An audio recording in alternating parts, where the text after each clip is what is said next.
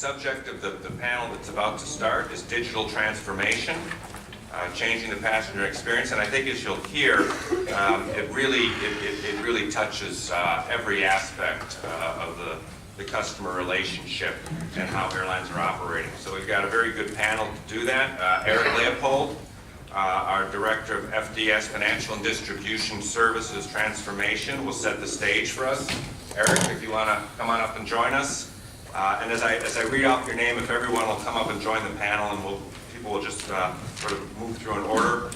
Following Eric, we're going to have Yanik Hoyles, Director, New Distribution Capability, certainly not a stranger to many of you in the room.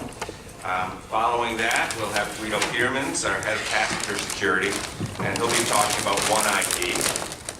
And then Andrew Price, is Andrew here? Hey, Andrew. Andrew Price, our Head Global Baggage Operations, will talk about baggage. And then to help bring everything together again is Carnall, Program Manager of Future Airports, and she's going to talk about our next program, NEXTTI. So I think what probably makes the most sense is to let each person talk, and then at the end we'll have time for questions rather than break it up. So write down your questions and save them so we can take them all at the end. And with that, Eric, if you want to lead us off.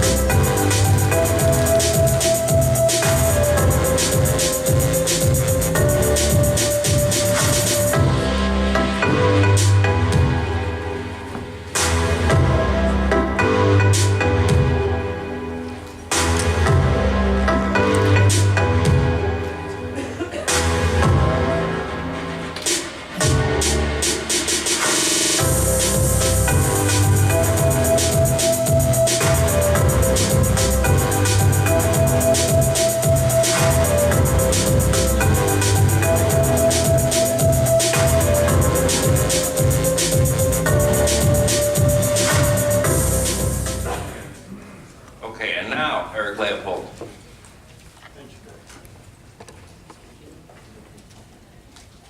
Thank you, Perry, and good afternoon, everyone. So my name is Eric Leopold, and I'm the guy between the chocolate marmite and the famous Yanik Hoyles. So I'm just setting the scene now for digital transformation, what it means, what is the where it's coming from, what are the trends in consumers that is driving this transformation, and also what digital airline would look like. And then introduce all the other panelists.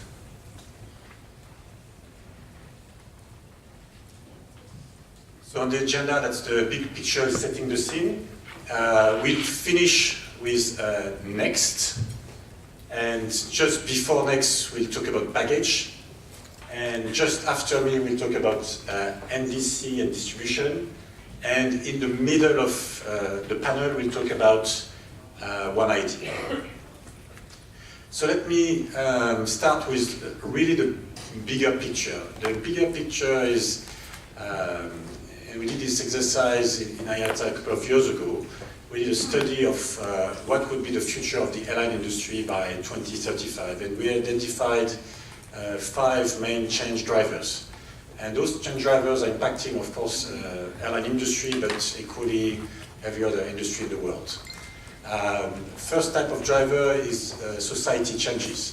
Think about new generation coming, millennials, who have different behaviors, but also aging population with different behaviors as well. So what is the impact on airlines?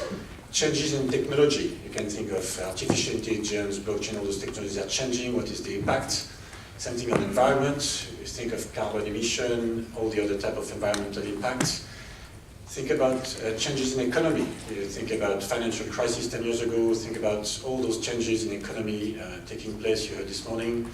And finally, political environment. Think about new regulations and impact of those regulations on airlines. So that's all the big change drivers. And we'll focus on the mainly the second one today, which is how technology and digital are making change. But also first one, society. What are the new consumers coming to the market? So, in terms of expectations of consumers going forward, consumers are interacting with what we call digital players. Just name 4 of them here. It's Google, Apple, Facebook, Amazon. You can also talk in Asia about Tencent, Alibaba, etc. Those digital players are setting the bar, raising expectations for the whole customer experience. Customer experience and all the digital touch points we say between a traveler and the airline. Start with the inspire moment, even before I'm shopping, is when I'm thinking about where I would like to do, where I would like to travel, to the shop, order and pay stage. So really I'm purchasing my travel, to the time that I'm experiencing my journey. And finally, I should not forget the moment where I'm sharing what happened with my friends, or the social media site. And if you look at the footprint of those digital players, they are everywhere, right? And that's the type of expectations in terms of personalized experience, real-time information, all that. That's the type of experience that consumers are expecting from airlines.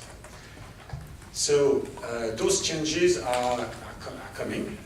They are coming in different form at different times, but they're all happening at the same time. So it's helpful to understand what are the different horizons of that digital transformation.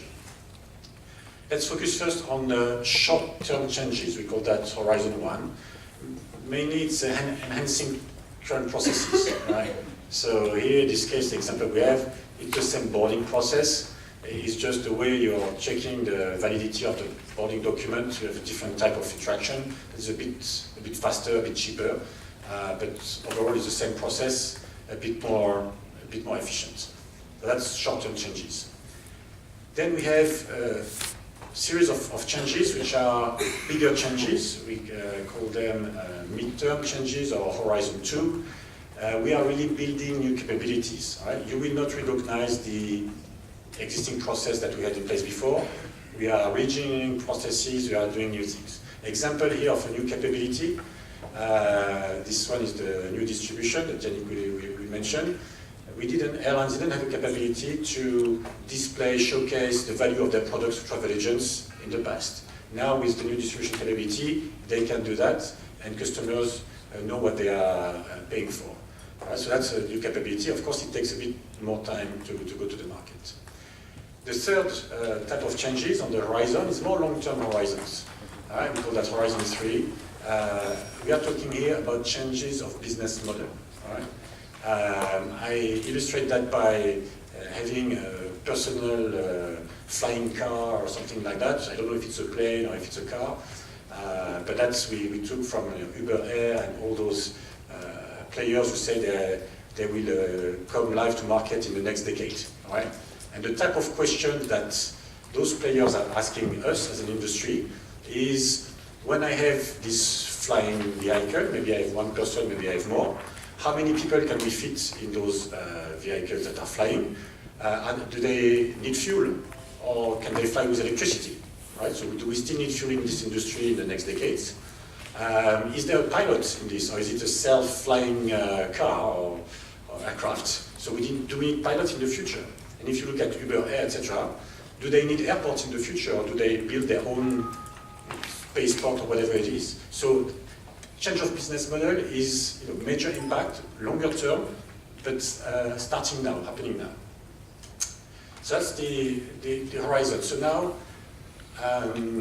are airlines prepared, and how fast are they moving in that direction?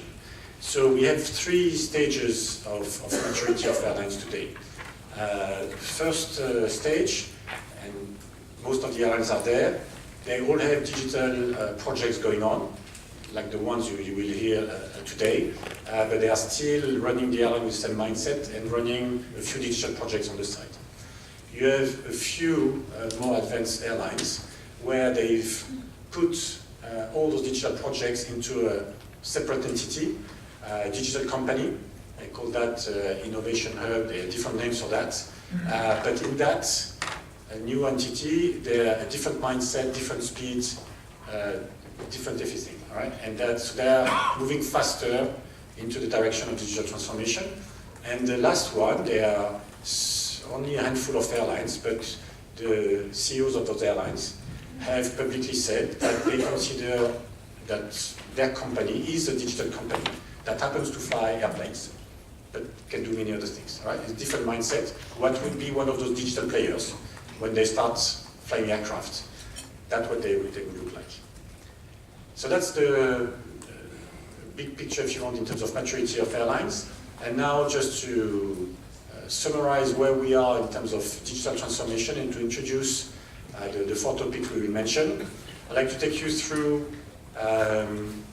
the scope of digital transformation, touching the passenger experience. So from the moment an airline is making an offer to a passenger, the moment the ticket is issued, the moment it's paid, the moment at the airport the consumer is doing the check-in, and the moment they check in the bag as well and collect the bag. All right, so that's the end-to-end experience of the customer.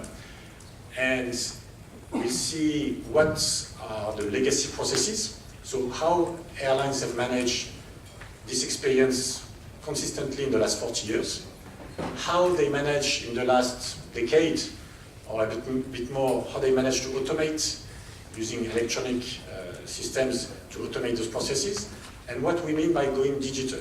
All right, so what we mean by going digital for all those processes, and then what is the IATA project supporting that. So let's go through that.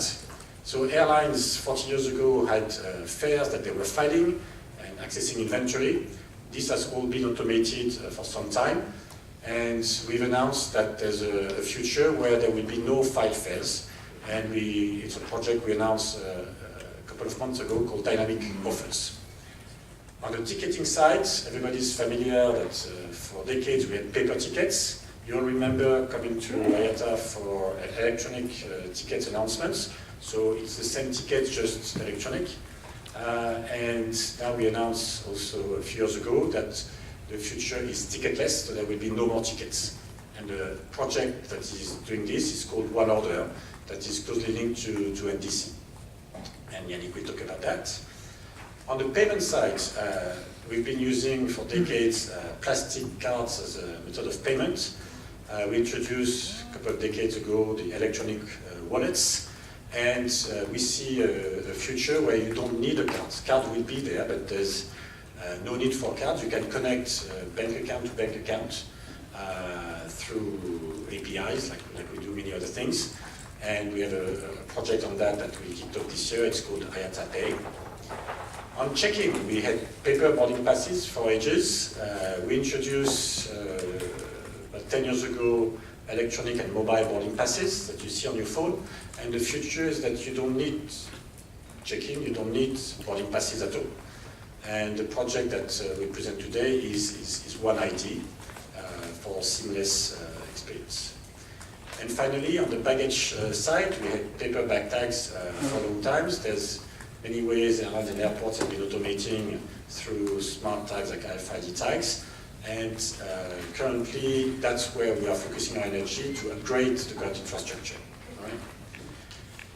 You will have another presentation about, so you have a presentation about baggage, and you will have a presentation also about Next. And Next is a very broad program that is covering not only the baggage experience processes, the check-in experience at the airport, also cargo, and all the way to one order, because one order is the way, so we take the orders from the customers, but we are going to deliver them at the airport. So as you see from Next with the arrow there, it's connecting all the way. All right, so I would say that's in summary what we are going to take you through in terms of digital transformation. Maybe just the mindset that we are aiming at is that we need to unlearn. Right? Unlearn is that we've been very successful as an industry, take everybody in this room successfully and getting the tickets and everything. But it's not necessarily what made us successful in the last decades that is going to give you the best experience in the next 10 years. So we are unlearning what we had and we are reinventing everything that's building together, reinventing what is a delightful customer experience for the next decade. And that's what we mean by digital transformation. We're transforming this experience for customers.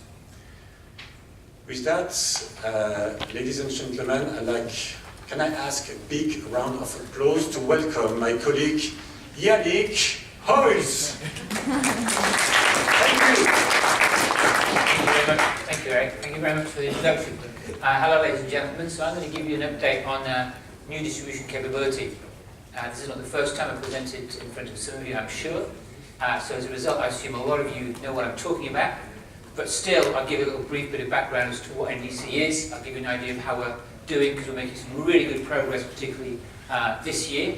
And also, what's important in NDC, it's great that Eric kind of gave you the big picture, because the NDC program really underpins this move towards digitalization, because it's all about airlines embracing new technology, working with their players. So it fits in perfectly with this era of going digital.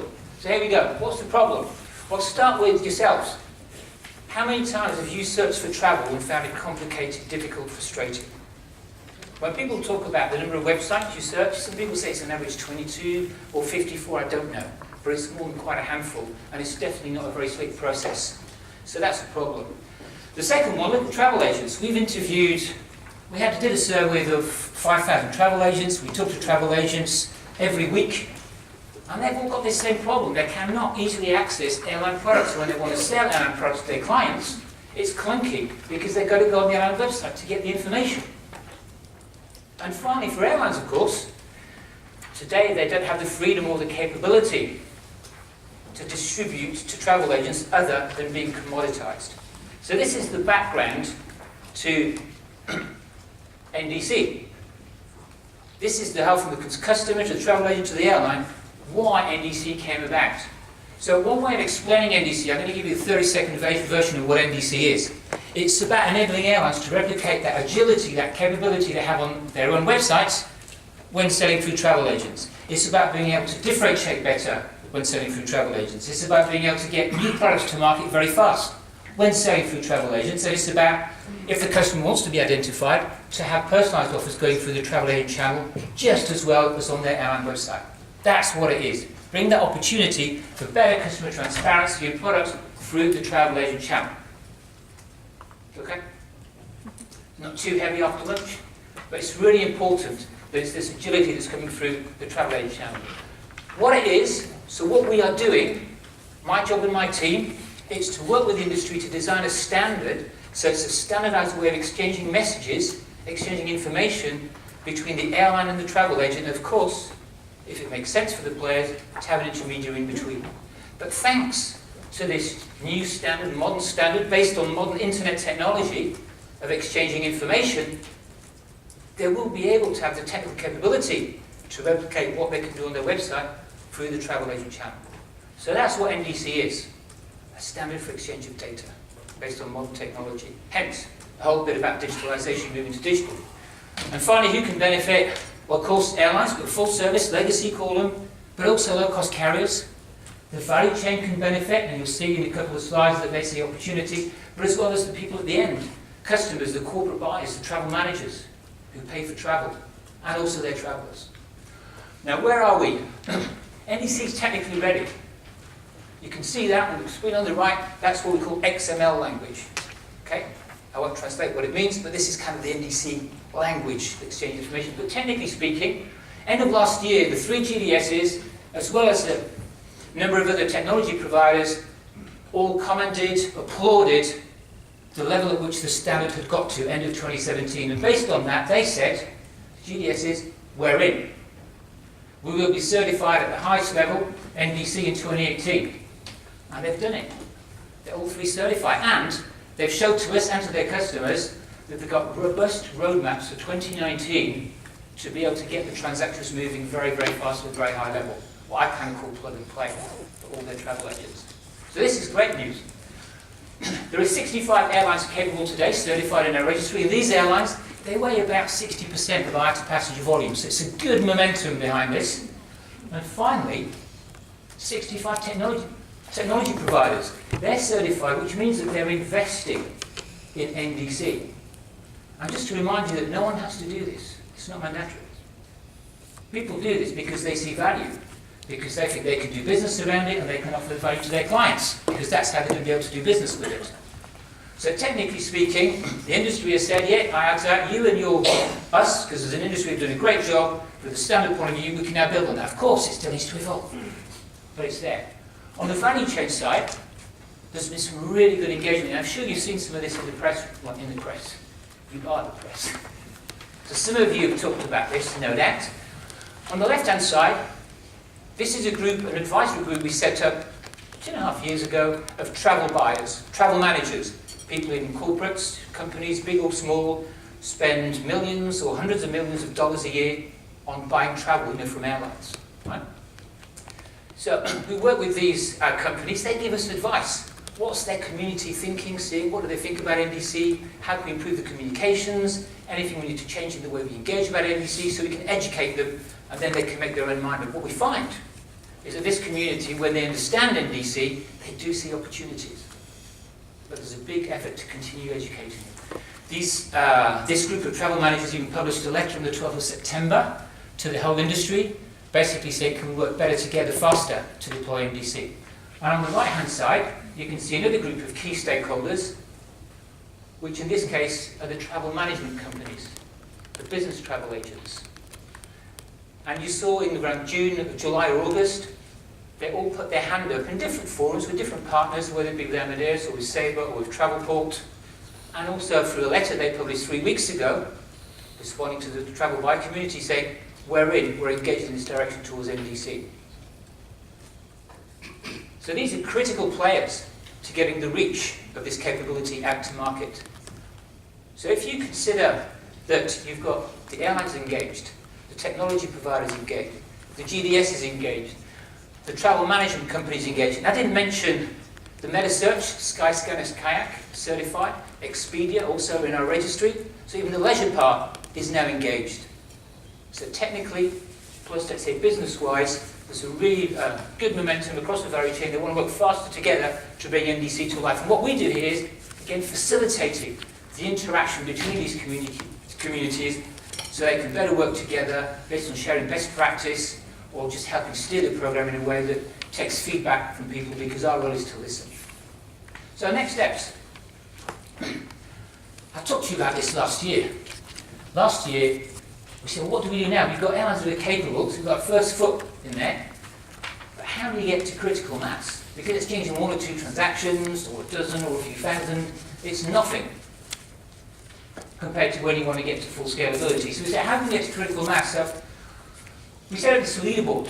This leaderboard is a group of airlines who put their hand up and say, yes, IATA, we really believe in NDC, we're committed to NDC, we believe, by participating in this leaderboard, it means we believe that by end of 2020, we will have at least 20% of our indirect transactions, so the transactions that go through to travel agents, at least 20% of those transactions that go to travel agents will be coming from an NDC pipe or an NDC API, technically speaking.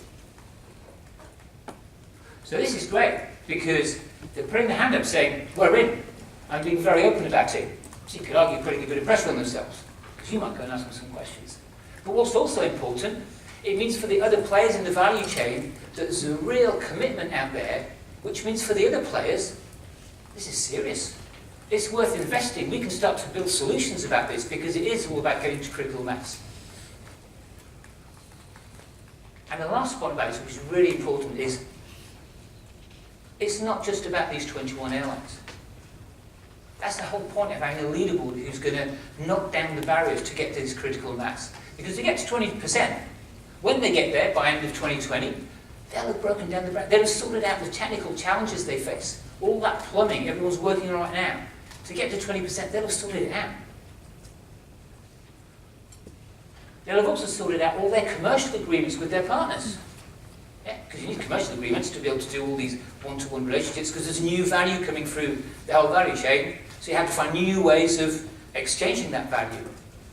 So if they'll have achieved that by end of 2020, it will be with the big GDSs, with the big other technology players, with the other challengers, with some startups, as well as with the business travel agent community, the metasearch, the OTAs, and the corporate travel buyers. So that means that for all the followers, the access to this ecosystem will be much easier for them. The speed of accessibility will be increased, but also most likely the cost of accessing this ecosystem will reduce as well, because these guys will pave the way. So that's why we see that this leaderboard really helps us get the best balance between the leaders, early adopters, call them if you want, who are taking the risk, the brunt of all this, but also for the followers who are going to come behind. And on that note, I'm just going to close reminding you what this is what an online travel agent site looks like. I did this, I think, 10 months ago, 11 months ago. It's actually changed a bit. There's one little icon on there now. This is what we aspire to, bringing the industry towards. Something that looks like this. And actually, some travel agents are already building things like this. So this is not IATA building a website or anything, okay? This is just a mock-up, yeah, demonstrating what it could look like. But there are some agile technical travel agents who are already starting to build things like this. And you can see you get much better transparency, much more information about what you're buying in the search and the shopping process. So you're more in control as a customer in this particular example, and you can better see what's in and what's not in. And lastly, you can have some pop-ups, better things, you know, a bit like when you're shopping for a hotel to a certain extent as well. And lastly, actually down here, if you choose to remain commoditized, of course you can. But from a customer standpoint, don't you think that with the others, where there's more visibility, more transparency, you're better informed in the purchasing you're making? So this is just one illustration of what we're helping the industry achieve through this program called NDC New Distribution Capability.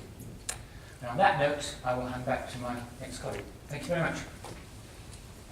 Thanks very much, Yanik. Continuing on the line, let's give it up for Guido Peetermans, Head of Passenger Security. Talk about facilitation and One ID. All right, thank you. All right. I'm Guido Peetermans, and I'll give you a perspective on how we can harness the power of data and digital technology to enhance travel facilitation and passenger processing. And so one particular project that we're going to highlight in that context is One ID. Now, the statistic that you see on the screen, that is at the same time our greatest opportunity and our biggest challenge. Right? Essentially, over the next 20 years, passenger numbers are set to double. And that obviously provides for a very significant socio-economic opportunity. At the same time, there's a number of barriers that we will have to overcome to sustain that growth. Right? Fact is, for instance, that today, 2/3 of the world population, 2/3 of the world's population, right, requires a traditional visa, a paper visa, a sticker in their passport to travel internationally. And actually, those are mostly situated in emerging economies that are exactly the drivers of this growth. So that's a major challenge to overcome. Secondly, when we say that the passenger numbers are set to double, does that mean that we then also will have to double the airport infrastructure? So how do we deal with those capacity constraints? Now, the cost of that is probably going to be prohibitive, and even if it wasn't, even if we had that funding in place, the timeline is just not realistic. There's just no way that, given lengthy planning and decision-making processes, that we would be able to get approvals and then design and build and operationalize sufficient infrastructure over the next 20 years to actually sustain this growth. So the only way forward for us is really to become more efficient. We need to use the infrastructure that we have more efficiently by embracing the power of data and digital technology, while at the same time being sensitive to always changing and increasing requirements from border security and aviation security perspective, to truly come to a passenger process that is more secure, more efficient, and at the same time more seamless from a passenger perspective. So that's what we set out to do. IATA's response to these challenges is essentially twofold. So the first part of our strategy is the open border strategy, which I would qualify rather as a smart border strategy, right? So we are encouraging states to revisit their visa regimes, to eliminate visa requirements where that is a reasonable option, in view of the fact that they increasingly can't rely on advanced passenger information to do their risk assessments. And where visa are still required, to actually abandon the traditional paper-based process in favor of automated, interactive electronic visa systems for electronic travel authorizations in combination with interactive API, which will make it easier for all involved to assess a traveler's admissibility. And all of that will also lead to more and broader use of automated border controls. So that's one part of the strategy. The second part of it is to deploy a number of projects and programs to improve passenger processing efficiency. Now, that's something we've been doing for a long time. For example, the Fast Travel program, which has been there for more than 10 years, and that's really brought automation and a number of self-service options to the ground process. We looked at advanced screening technologies and innovative processes to not only make security screening more effective, but also more efficient, and to increase the capacity of security checkpoints. And now with OneID, we're actually looking at the next frontier in terms of passenger processing, which is biometrics and identity management. So OneID, what is it all about? Well, OneID is about collaborative identity management in the end-to-end passenger process, from booking to destination and back. So what does that mean? So let me illustrate that to you with a simple example. Say that today I'm traveling from Geneva to Miami, right? And there's no direct flight, so I'm transiting in London. The first leg of the journey is on one carrier, the second leg on a different carrier. In Geneva, I go through security screening, and then I go through outbound border control, leaving the Schengen area. In London, I go through security screening again. There's no physical border control. However, we still have to submit advanced passenger information to British authorities because they would like to know who's transiting through their airports. And then on arrival in the United States in Miami, I have to comply with US immigration and customs requirements and processes, right?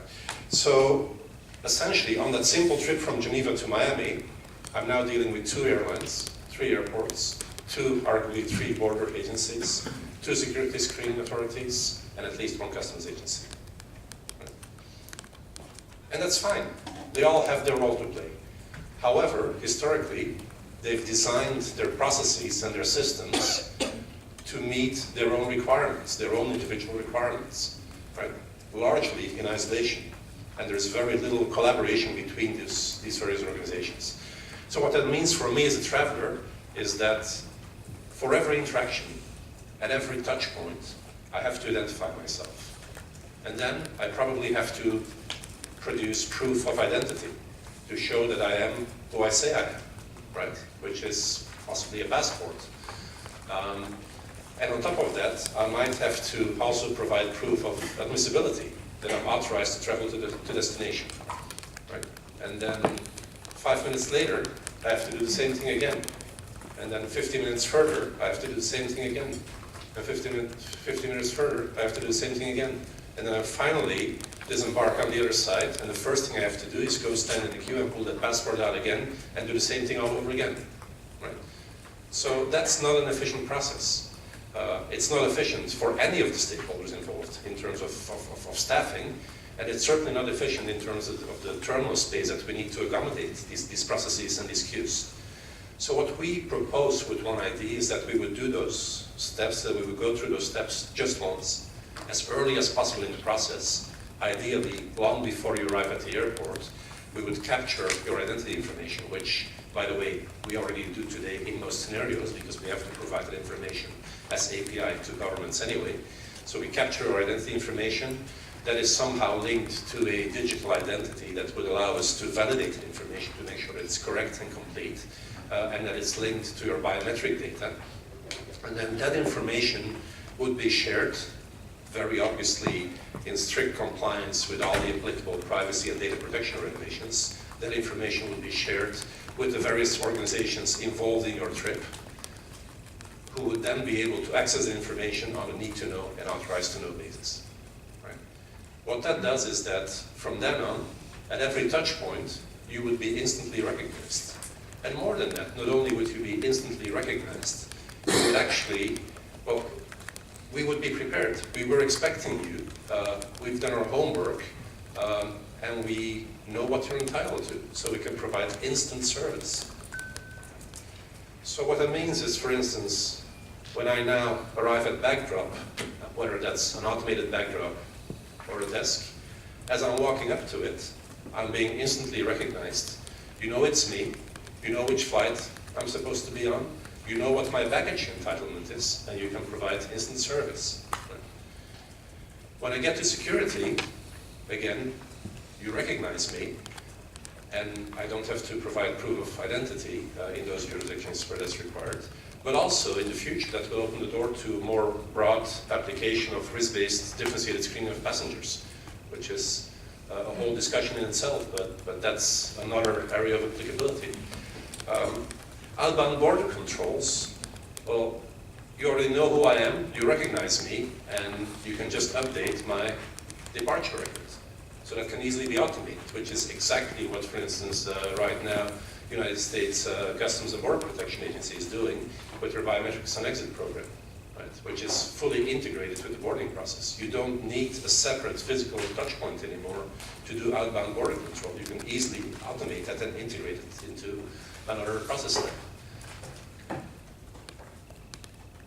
Boarding, same thing. I don't have to produce a boarding pass. I don't have to produce proof of identity. I don't have to produce proof of admissibility. I've just recognized and I can board the aircraft. And then when I disembark on the other side, again, I'm being recognized. My admissibility has already been assessed. So in most circumstances, I would just be able to be recognized and cross the border.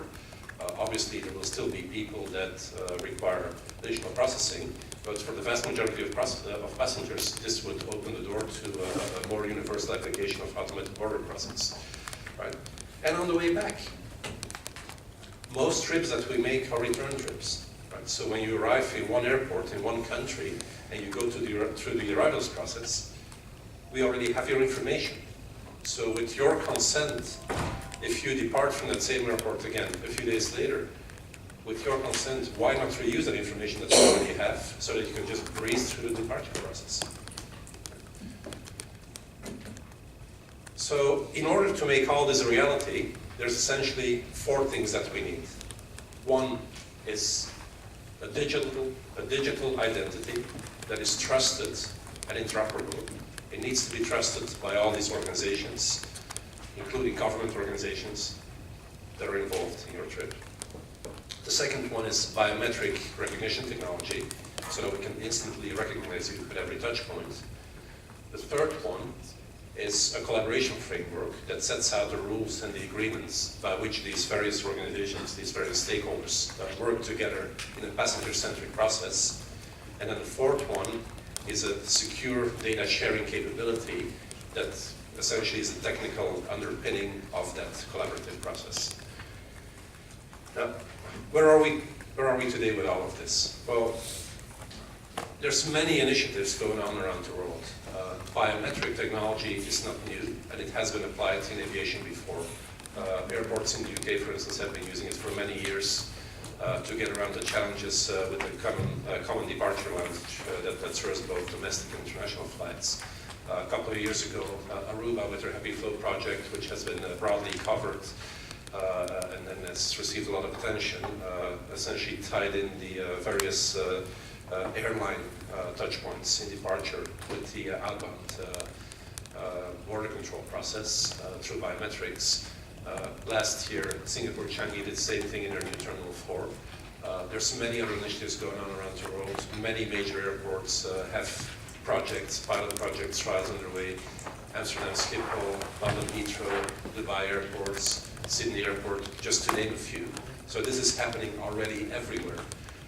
Another one that is actually very notable is Bangalore with their DigiYatra initiative. It's notable because that's actually a persistent digital identity for travel purposes that can be used for many trips and across various airports ultimately in India. So that will really mean a quantum leap in terms of air travel within India in the future. So a lot of these initiatives are already underway. They're happening as we speak. However, what we need is harmonization and interoperability. Right?